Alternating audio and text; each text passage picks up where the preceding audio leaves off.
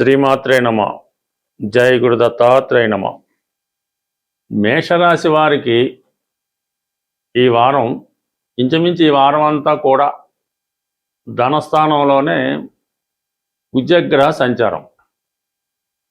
మరి ఈ ధనస్థానంలో ఉన్నటువంటి కుజుడి పైన వ్యయస్థానంలో ఉన్నటువంటి శని యొక్క తృతీయ దృష్టి పడుతుంది.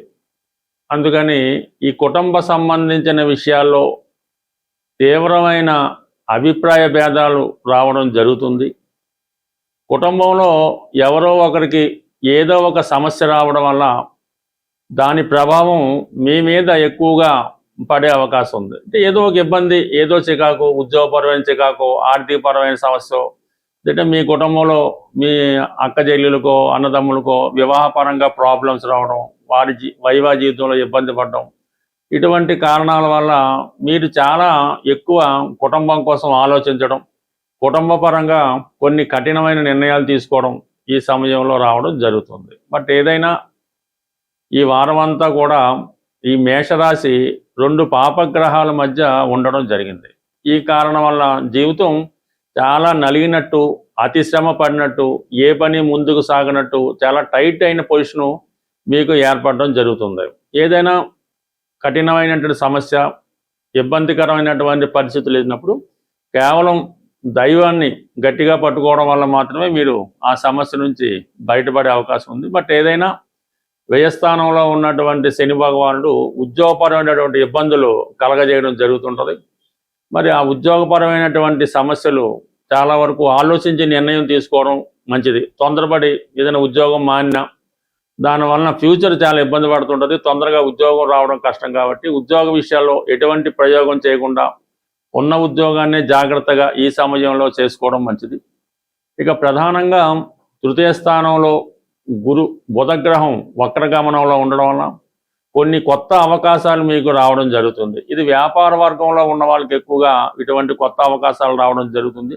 కొంతమంది మిత్రులు మీతో కలిసి వ్యాపారం చేయాలనే ఆలోచనలో మిమ్మల్ని ప్రోత్సహించే ప్రయత్నం చేస్తూ ఉంటారు. ఎందుకంటే 11వ స్థానంలో ఉన్నటువంటి రాహు, అలాగే 3వ స్థానంలో ఉన్నటువంటి బుధుడు, ఇవన్నీ కూడా జాతకుడికి విదేశ మిత్రుల ద్వారా కానీ మీ తోడబుట్టిన వాళ్ళు, రక్త సంబంధికులు మిమ్మల్ని ఎక్కువగా ప్రోత్సహించి మీ ద్వారా వారు లాభం పొందాలనే ప్రయత్నం జరుగుతుంది.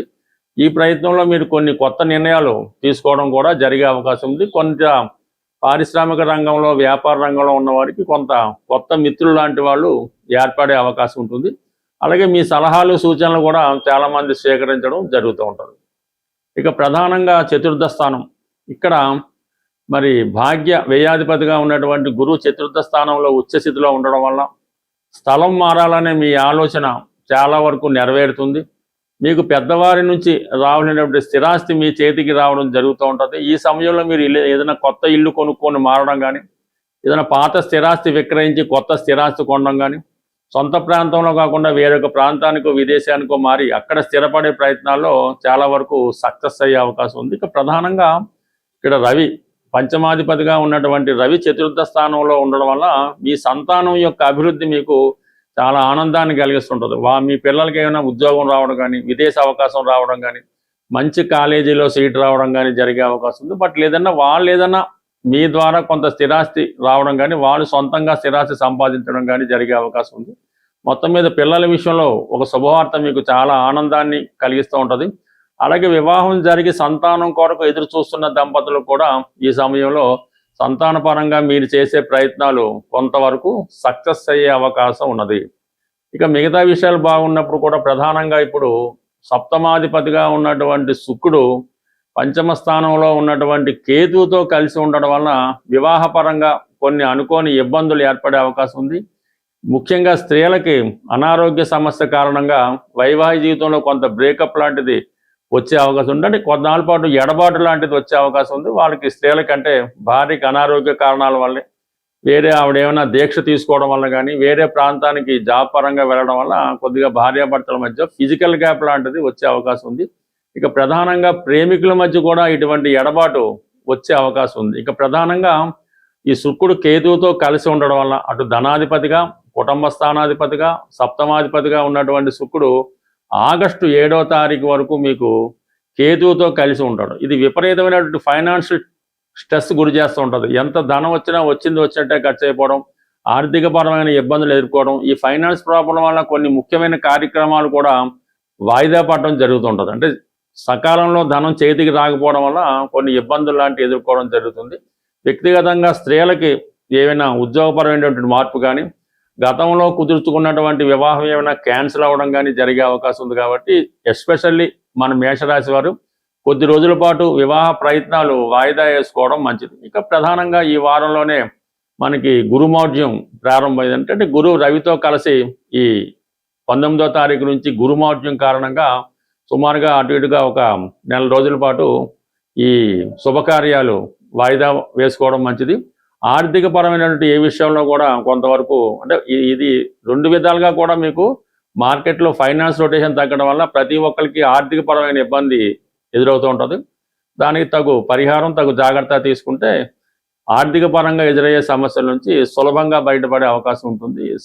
తీవ్రమైన ఆర్థిక ఇబ్బందులతో ఇబ్బంది పడుతున్నవారు, అలాగే భార్య వలన కానీ స్త్రీల వలన కానీ అంటే తల్లి వలన అక్కచెల్లెల వల్ల ఇబ్బందులు పడుతున్న వాళ్ళు వారు కొంత కష్టమైన చాలా ఓర్పుతో ఈ ఆషాఢ మాసం జరుగుతుంది కాబట్టి ఇప్పుడు కానీ వీలైతే ఇప్పుడు, లేని పక్షంలో శ్రావణ మాసంలో కొల్హాపూర్ మహాలక్ష్మి అమ్మవారి ఆలయాన్ని సందర్శించవలసి ఉంటుంది. సందర్శించి అమ్మవారికి ఇక్కడ ఆనవాయిగా చీర, కొన్ని ఫ్లవర్సు, ఒక కొబ్బరికాయ ఇవి అమ్మవారికి ఇవ్వడం జరుగుతూ ఉంటుంది. అవి మీ స్థాయిని బట్టి ఈ తాలిబొట్టు, పసుపు అన్నిటితో పాటు అమ్మవారికి సమర్పించండి. అక్కడ వాళ్ళు మీకు మీరిచ్చిన కొబ్బరికాయని తిరిగి మీకు ఇవ్వడం జరుగుతూ ఉంటుంది. పీస్తో ఉన్నది ఇస్తారు. అది చాలా జాగ్రత్తగా మీరు ఇంటికి తెచ్చుకొని మీ పూజా మందిరంలో మహాలక్ష్మి అమ్మవారు అంటే ఏదో అమ్మవారి ఫోటో ఉంటుంది కదా, ఆ ఫోటో దగ్గర ఈ కొబ్బరికాయ, పీస్తో ఉన్న కొబ్బరికాయ జాగ్రత్తగా పెట్టుకొని దాని పక్కనే ఒక జాడీ లాంటి ఉండి లాంటిది పెట్టుకోనమాట. జాడీ అంటే మంచిది. అది ఎంత పెద్దైనా చిన్నదైనా పర్లేదు. అందులో ప్రతి శుక్రవారం ఎంతో కొంత ధనాన్ని వేయటం, ఆ కొబ్బరికాయ ఆ జాడీ పైన పెట్టడం వల్ల మీరు వారం రోజు ఏదో విధంగా ఎంతో కొంత మీకు తోచింది బ్రేక్ లేకుండా వేస్తూ ఉంటే మీకు ఉన్నటువంటి అన్ని ఆర్థిక సమస్యలు 100% పరిష్కారం అవడం జరుగుతుంది. భార్యాభర్తల మధ్య, స్త్రీల మధ్య విభేదాలు కూడా చాలా వరకు పరిష్కారం అవుతాయి. అలాగే ఈ ఆషాఢ మాసంలో మీరు ఏ ప్రాంతంలో ఉన్నా మీ గ్రామ దేవత దేవాలయాన్ని దర్శించి మరడమ్మవారు, మావుళ్ళ అమ్మవారు కంప్లీట్గా అక్కడ ఆనవాయితీ ప్రకారం అమ్మవారికి చీరా, జాకెట్టు, పసుపు, కుంకాలు సమర్పించడం వల్ల కంప్లీట్గా మీలో ఉన్నటువంటి ఈ ఆర్థిక సమస్యలు, కుటుంబ సమస్యలు పరిష్కారం అవడం 100% ప్రాక్టికల్గా జరుగుతుంటాయి. మీరు చేసి చూడండి. 100%గా 1000% ఇది జరిగి తీరుతుంది. ఇందులో విశ్వాసం ఇంపార్టెంట్. అలాగే మీరు ఈ పుణ్యక్షేత్రాలు దర్శించినప్పుడు, అలాగే గ్రామ దేవతను దర్శించి ఆ రోజు మీరు కొద్దిగా మీ యొక్క వ్యసనాలకి, బలహీనతలకి 100% దూరంగా ఉండాలి. ఇక ప్రధానంగా జనరల్ స్పాసిబిలిటీ మామూలుగా జీవితంలో ప్రధానంగా ఎప్పుడూ చేస్తుంటే కొన్ని మీకు నిత్యం సౌభాగ్యాన్ని, ఆర్థికంగా మంచి స్థాయిని, మంచి ఆరోగ్యాన్ని ఇవ్వడం జరుగుతుంటుంది. మీరు ఈ టీత్ అంటే పళ్ళు తోముకునే ముందు ఈ పటిక పొడితో పళ్ళు తోముకోవడం వల్ల జనరల్ స్పాసిబిలిటీ ఏర్పడే అవకాశం ఉంది. అలాగే కుదిరినప్పుడు ఆవుకి పచ్చగడ్డి అప్పుడు చక్కగా వీలైతే మీరే సేకరించి ఆవుకు పెట్టడం వల్ల కూడా మీకంటే ఇది రెండిటి వల్ల ఏంటంటే మీకు బుధుడు యాక్టివేట్ అవుతుంటాడు. బుధుడు ఎంత బలంగా ఉంటే ఈ యొక్క వ్యాపారం, ధనం, చదువు అంత అభివృద్ధికరంగా ఉంటుంది. మరి కొన్ని సందర్భాల్లో అవకాశాన్ని బట్టి ఏదైనా ఒక టెంపుల్లో ఈ శనగలు అంటే కాబూలి శనగలు, పంచదార, గోధుమ పిండి ఈ 3 ఐటమ్స్ ఆ టెంపుల్లో డొనేట్ చేయడం వల్ల మీకు ప్రాస్పరిటీ బాగుంటుంది. అలాగే ఏదైనా అమ్మవారి ఆలయంలో బాగా సుగంధాన్ని ఇచ్చే అగరబత్తీలు అమ్మవారి ఆలయంలో ఇవ్వటం వల్ల ప్రతిరోజు అవి వెలిగించడం వల్ల సుగంధభరితంగా ఉండాలి. మంచి కాస్ట్లీవి అమ్మవారి దేవాలయంలో ఉన్నాయి. కానీ మీరు పూజా మందిరం మెయింటైన్ చేస్తుంటే సాయంకాలం సూర్యాస్తం అయిన తర్వాత అటువంటి అగరబత్తిని మీ యొక్క గృహంలో అమ్మవారి ముందు వెలిగించడం వల్ల అది గృహం అంతా వ్యాపించడం వల్ల ఇంట్లో పాజిటివ్ ఎనర్జీ రావడం జరుగుతుంటుంది. ఇది బెస్ట్ రెమెడీ. అసలు దీనికి తిరిగే ఉండదు అన్నమాట.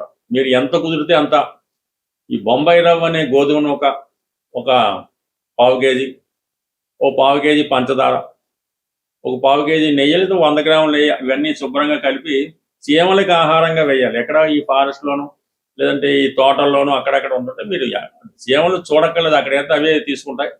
ఈ విధంగా ఇవి మీరు ఈ కొద్దిపాటి రెమెడీలు నిత్యం ఏదో ఒకటి చేయడం వల్ల వీలైతే మీకు చెరువులు అలాంటివి ఉంటే చేపలకి బిస్కెట్లు, చిన్న చిన్న బిస్కెట్ ముక్కలు ఆహారంగా వేయడం వల్ల కూడా ఈ మూగజీవులకి మీరు ఎంత తృప్తి చేయగలిగితే మరి మీకు అంత ప్రాస్పరిటీ వచ్చే అవకాశం ఉంటుంది. స్వస్తి.